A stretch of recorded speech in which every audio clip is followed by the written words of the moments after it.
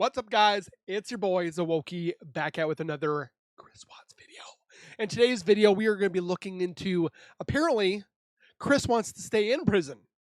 First, he wants to get out, then he wants to stay in, then he wants to get out, he wants to stay in, and then he doesn't want to be around anybody, and then he wants to marry somebody, and then he wants to possibly get out again, and the spirits are going to protect. Like it's a complete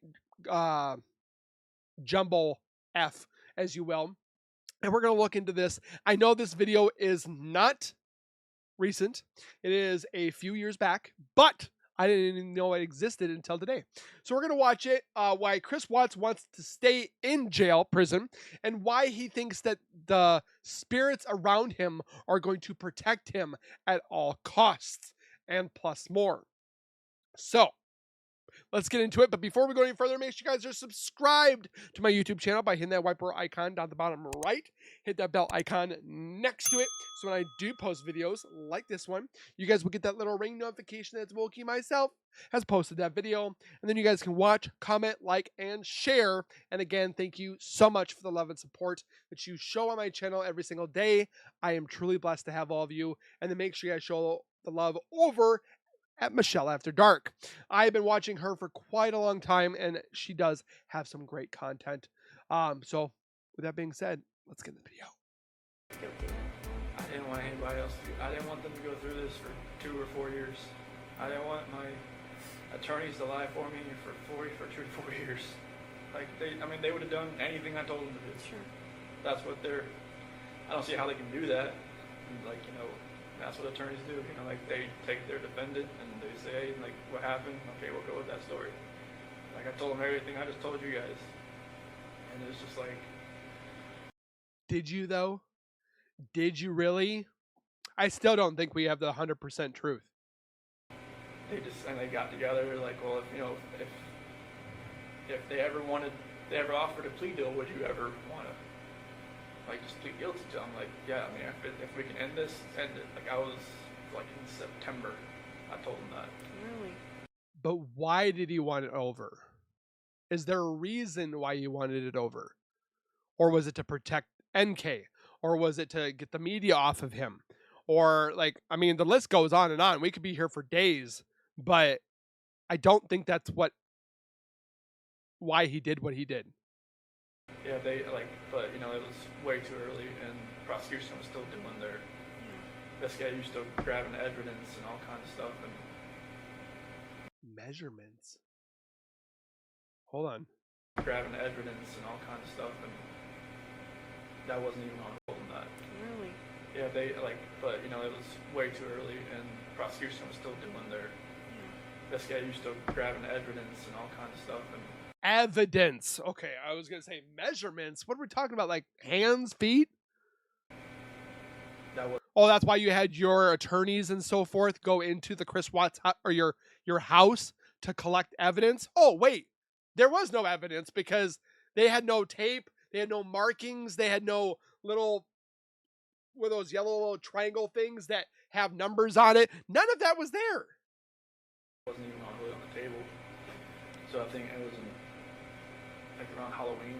I think that's when the prosecution went to Frankie's house, and it's talking if we can end this, would you be open to that? And that's when the whole death penalty and everything, all that conversation happened. And I guess they were surprised that it would just be over. Yeah. And we were all in shock. I'm not gonna lie. Yeah, that was it's like we were going 100 miles an hour, and then we just hit a brick wall. That's what it felt like to all of us. So, obviously you had more time to contemplate it than us. I told John and Kate and Sophia and everybody, Amy, hey, if we can just stop this, and I know it's, everybody's telling me to fight this, there's no,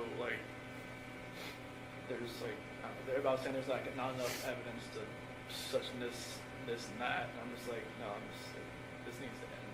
I don't want people to have to, because for Frank and everybody to have to fly back to Colorado every single time and get reminded of this, I'm not sure, it's never going to go away, but to have to come and talk about it, have other people talk about it, have all 3 of you get on the witness stand and say what they saw, what they've seen, you know, what they heard on tapes and everything like that.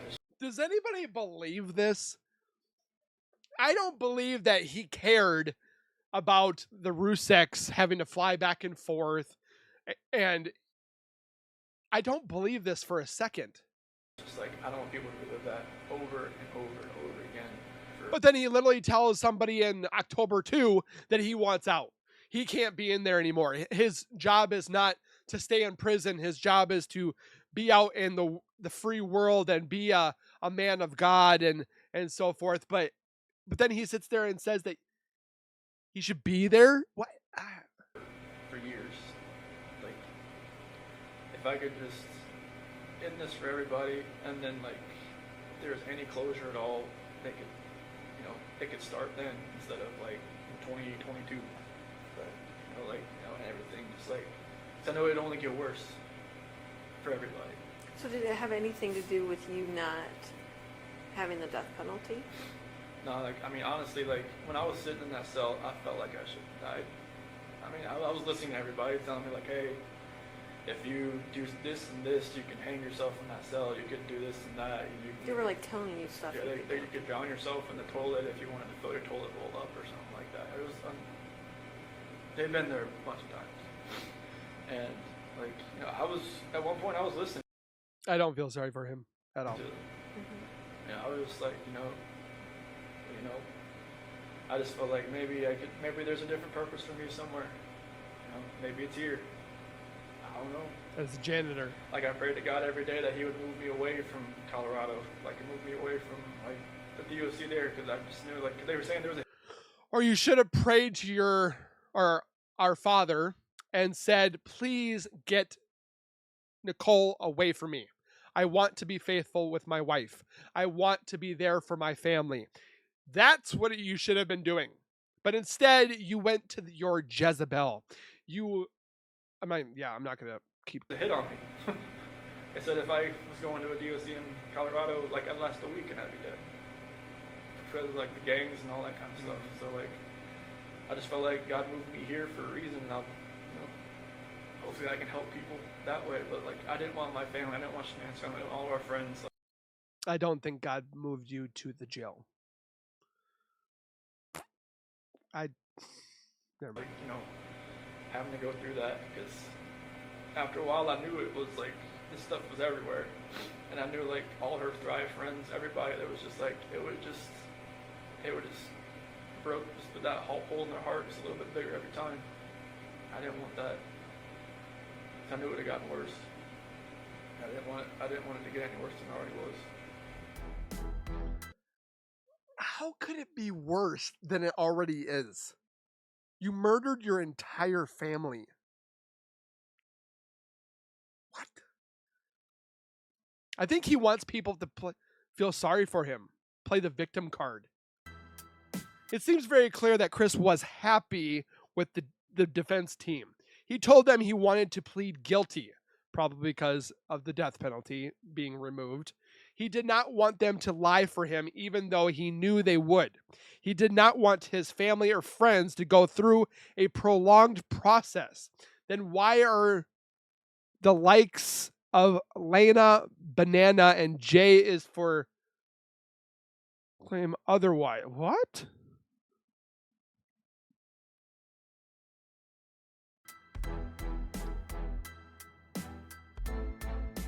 Other YouTube channels, I presume? I want to read you another letter from Christopher today.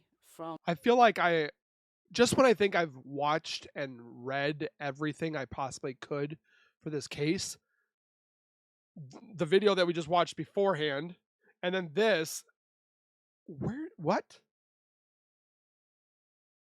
Sherilyn Cado's book, The Murders of Christopher Watts. Now, this is only a short letter. At the time Chris was writing here, so 24th of March 2019, he really doesn't like people to blame him or judge him for what he did. Oh, and poor baby. He seems very keen to externalize what happened and to say that it's Satan's fault. Satan took his family. So it's interesting. You did by taking your family. You listen to the voices. You listen to the darkness. You listen to the evil. Satan didn't take your family. You did. Interesting that Satan took his family rather than him admitting that he took his family. So I'm glad you got to talk to my mom. So at this point, I love that he puts that there. I'm glad you got to talk to my mom. Like, because he still has obvious feelings for his family. And his mom gets to talk to him and see. Rusaks don't get that. And I'm trying to drill that into the head of Team Chris people because the Rusaks can't talk to their grandchildren or their daughter or their sister because Chris murdered them all. And yet the Watts family can talk to Chris. Maybe on not their time, but they can still call him pretty much any other day or however the prison system does it, but they can talk to him. The Rusaks can't. Sherilyn is in contact with Cindy. As an aside, I watched the, I'm sure many of you will have seen it, recorded telephone conversations that Chris had with Cindy, Ronnie, and Jamie, his sister, just before he pleaded guilty. Uncomfortable watching, I thought. Jamie's conversation with him was a little bit more relaxed.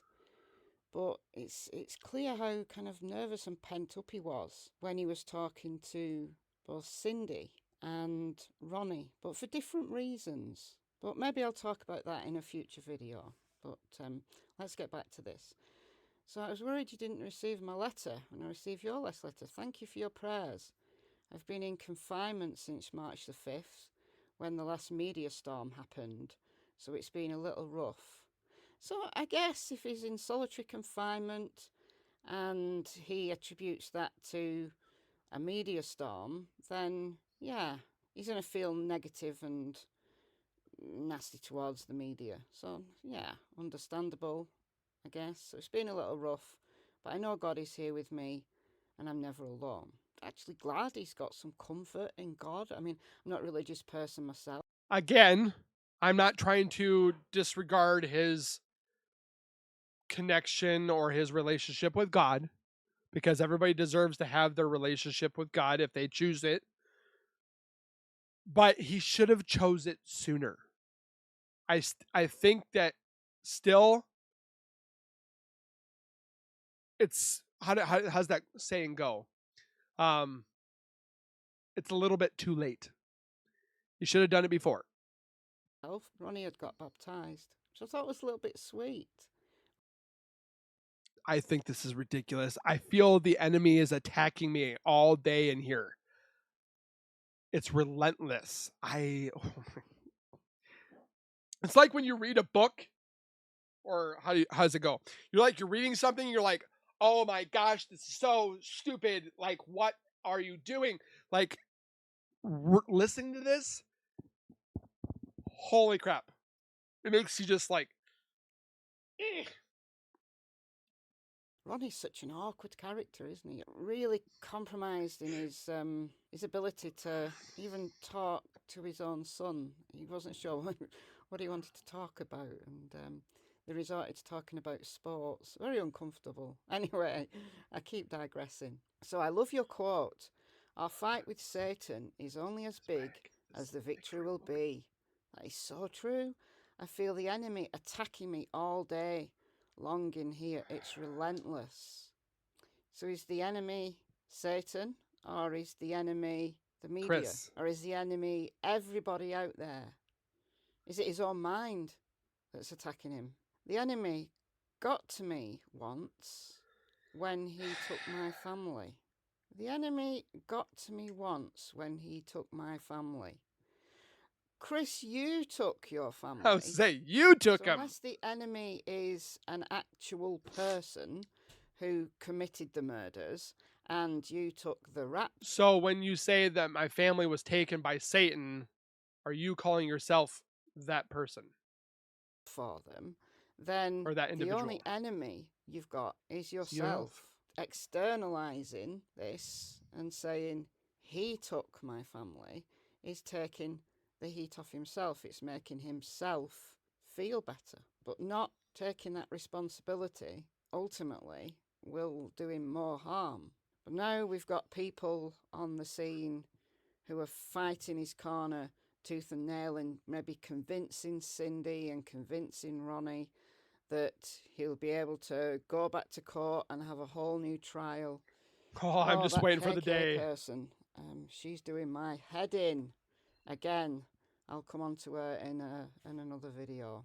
So the enemy got to me once when he took my family, but I think he knows God is working to bring a lot of souls to the kingdom through this, so keeps on the offensive. So I think he knows God is working to bring a lot of souls to the kingdom, right? So he's always doing to that. The kingdom of God. Well, I'm sorry, Chris. Even God's not going to bring your family back. He's not going to give them their lives back, is he? If we keep others from the darkness that can creep into their lives, I'm all for it. Well, yeah, I guess. I suppose what he's saying here between the lines is he doesn't want other people to make his mistakes. It'd be nice for him to just state that, though, wouldn't it? Well, I can tell you I'm not going to do it. Go around the houses and having because I love my family. Between the lines. Maybe it's because he can't accept it himself. It would be awesome to hear your testimony one day. I would never think one testimony is more powerful than another. The same celebration is had in heaven when any of us receive Jesus Christ into our hearts. Human perception sees that some overcome more heartache and suffering than others, but God sees sin as sin. No sin is greater than the other. No sin is greater than the other. So the fact that he committed multiple murders, like basically just took his entire family out, and adultery, that's no greater sin than and lied, a little sin. So again, it's minimizing. He's minimizing what he's done. No sin is greater than the other, and he doesn't let any suffering that is too big for us to handle. Well, Chris, I'm glad that your suffering isn't too big for you to handle, so that's great. I hope he this suffers. Bit's interesting. Unfortunately, there are judges out there that believe it's their sole purpose to remind you what you've done. Well, Chris, I'm sorry. You need to be reminded what you've done. You need to be atoning. He just wants to, like, take it under the rug, lift it, and like he just wants to brush what he did underneath the rug. That's not going to happen, Chris. This is not something that you lied to your spouse that you ate a burger when you told her that you were going to become vegan. Like, you murdered your family. We're not going to let you forget this. You are the man that murdered your children and your wife for another woman and your unborn son that you wanted for another woman. You're Jezebel, as you've called her.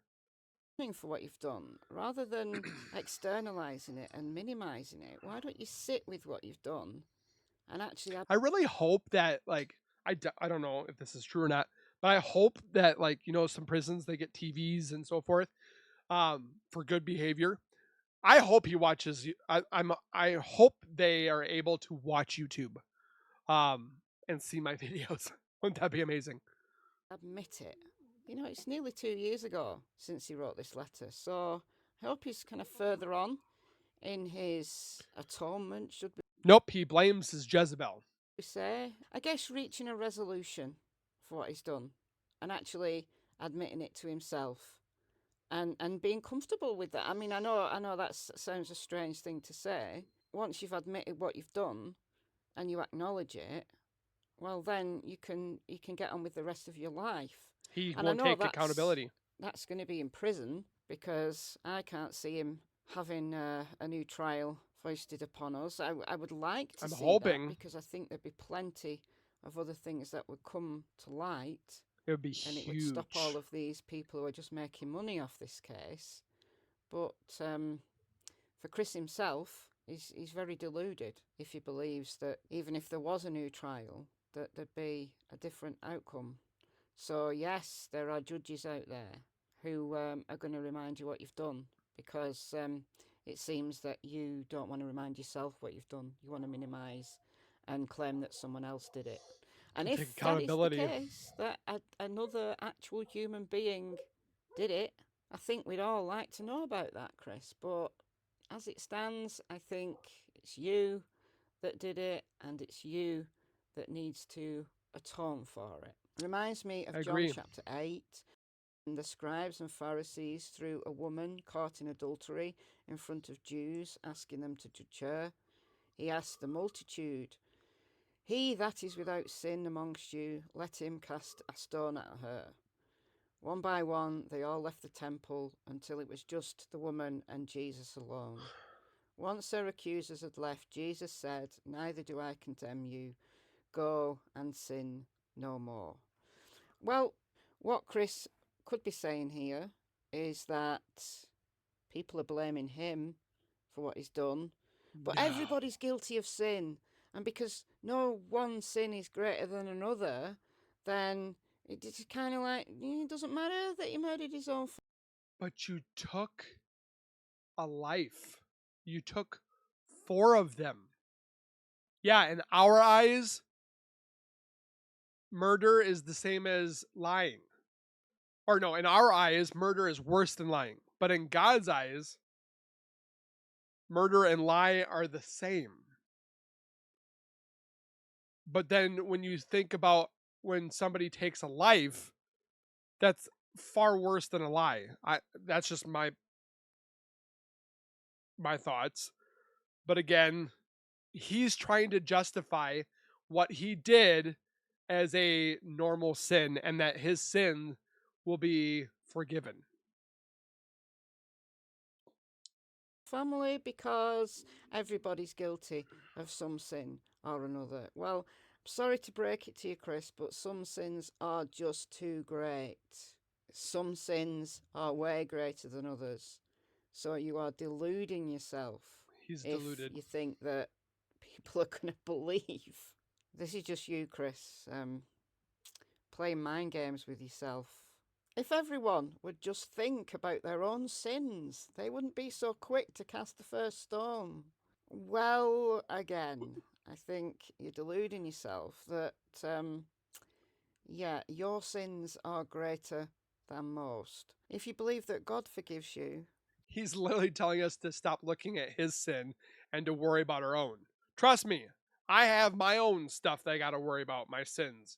I'm not perfect. I'm not an amazing human being. I have my faults, but I didn't murder my family, dude. that's one thing. But I actually think people have the right to blame you what you've done and judge you Freedom for of what you've speech is done. amazing. You've taken the lives of 4 people, the people closest to you. 3 of them are your children. You took the lives of every single one of your children. How can that not be judge-worthy? You just wanted them back. Your house was a ghost town. You wanted them to run into your arms and hug you, squeeze you tight, but yet you knew that they were floating in batteries, oil tanks, and that your wife was underneath the ground because you buried her there.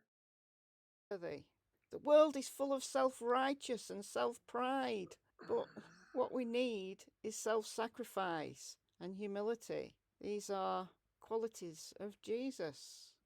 It's amazing to know that God put me on the heart of someone that was halfway across the country at the time. He has a plan for us all, although it may take a while to realise his plan for us. These are Cindy's words. This is what Cindy said to him on that telephone call. Oh my There's gosh. a plan. Can't remember exactly what she said. I'm paraphrasing. Your example of the 3-pronged attack by Satan is spot on. Worldly things, lust of the eyes and pride of life. We see on TV and social media what we should look like, what we should have, and what we need to do to get what we want. Okay, so we're back to Satan. So Is he saying here that he was possessed by Satan and the worldly things and the lust of the eyes for NK, and he got fit and he started to look good and he took So his that gives eyes you off the things that mattered? And yeah, social media has a way to influence people, but you have the free will to decide if that is good or bad. And you chose the bad part. But I just feel that it's funny that he keeps trying to justify his sin as being the same level of sin that you and I probably have committed every day. Technically, we're told by other religions that we sin every day because we smoke, we drink alcoholic beverages, we tarnish our bodies with tattoos and piercings, and that those are sins. But murder is not the same thing as having nipple piercings. I tell you what. Um, and he's trying to justify that they are equal. this is what happened. Again, it's a justification. It's an excuse. What he actually should be saying, if he truly atones. What he should be saying is, I am sorry. I am the main catalyst, or I am somebody committed these heinous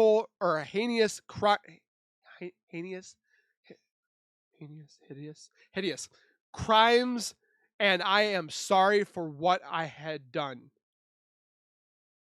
And you know what's funny too? In his court sentencing, he said nothing. He didn't apologize. He didn't say I'm sorry. He didn't apologize to the Ruseks.